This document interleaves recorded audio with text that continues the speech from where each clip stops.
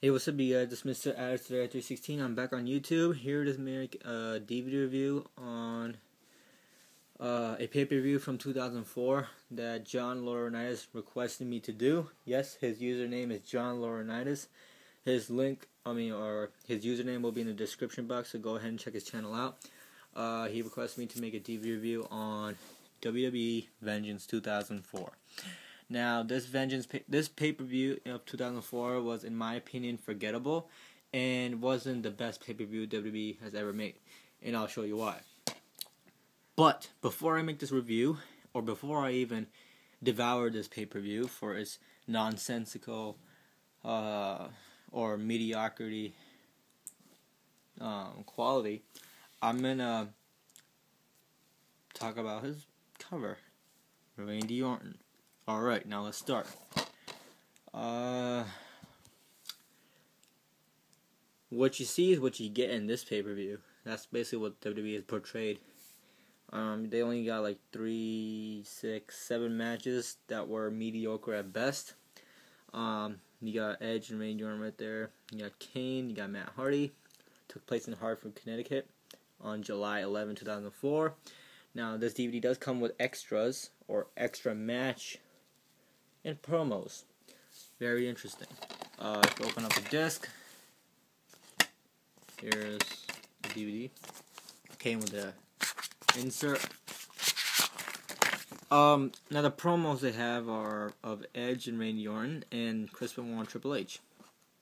Then they have a Sunday Night Heat, Kane addressing Matt Hardy about their match, victorious interview. Coach makes his match against Tajiri and Val Venus versus Tyson Tomko, which, in my opinion, isn't worth watching. Then they got exclusive extras between Lita and Trish Stratus on a backstage confrontation. They got Bishop telling Eugene to apologize, and then Eugene apologizes to Evolution after Evolution loses in this pay-per-view. Almost every member of Evolution lost in this pay-per-view except for one Evolution member, and I'll tell you that in a moment.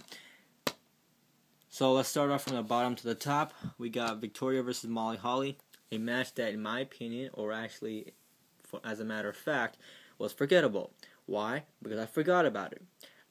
I do know Victoria won the match, but I just don't know if it was a good match or if it was a bad match, because I just don't remember how it was. I mean, when you have too many things in your mind and when you have too many matches to remember, you always have to forget about the least memorable matches. This one was on the bottom. So yeah. Next, Rhino versus Tajiri versus... Oh, sorry. Well, you probably can't see it clearly. I apologize for that. But it's Rhino and Tajiri versus Jonathan Coachman and Garrison Cade. Now, this match itself was a decent match. You're right. It's bullshit. Jonathan Coachman is not a wrestler, obviously, so why the fuck was he in the match? Garrison Cade was known as Lance Cade right after. He was pretty much a jobber, and they coming to this match, you knew Rhino and Tajiri was going to win, and what did I know? Tajiri and Rhino won the match. Boring match, and I mean, I was not a huge fan of this match at all. So far, pay-per-view is ending up pretty bad. World Tag Team Championship match between La Resistance and Eugene and Ric Flair. Now, Ric Flair was part of the Evolution. Eugene, being a huge fan of Evolution, was a partner of Ric Flair. La Resistance was a good tag team. It consisted of 3 European guys, or at that time too. I think it was Rob Conway and Sylvain Grenier. Yeah, it was those two. And then it also had Rene Dupree, but at the time he transferred to SmackDown, so it was just those two. So this match was not the best match ever. I think Ric Flair just made this match watchable. But other than that, if Ric Flair wasn't in the picture, this match would have been a 2-star at best. But it was a mediocre at best match. Eugene ended up costing the match because of his stupidity. I apologize for insulting his character. It was just, I was not a big fan of Eugene, obviously. He just made things look shit. But La Resistance won the match. Big whoop. No DQ match between Matt Hardy and Kane. This match itself was okay. Finally, the pay-per-view started shifting towards the positive end.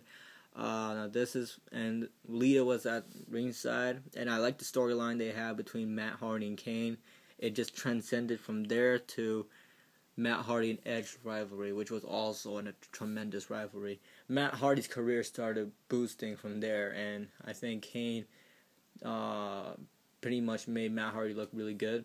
And this match, Matt Hardy won, which was a big shocker, but great match. I think that was one of the better matches of the pay-per-view. Chris Jericho versus Batista, forgettable as well. Chris Jericho, great star. Batista was rising in his superstardom. However, this match itself was not the best match. Batista won the match. Finally, one Evolution member wins the match. But this match itself was forgettable. So I wouldn't say much about it because I don't remember too much about this match. Anyways. The Intercontinental Championship match between Randy Orton and Edge. Now, this match was probably the best, the best match of the evening, in my opinion. I mean, I was just not a huge fan of any of the matches, but if I would have to be positive, or if I would have to think positive, I would just say that Randy Orton and Edge put up a good technical match.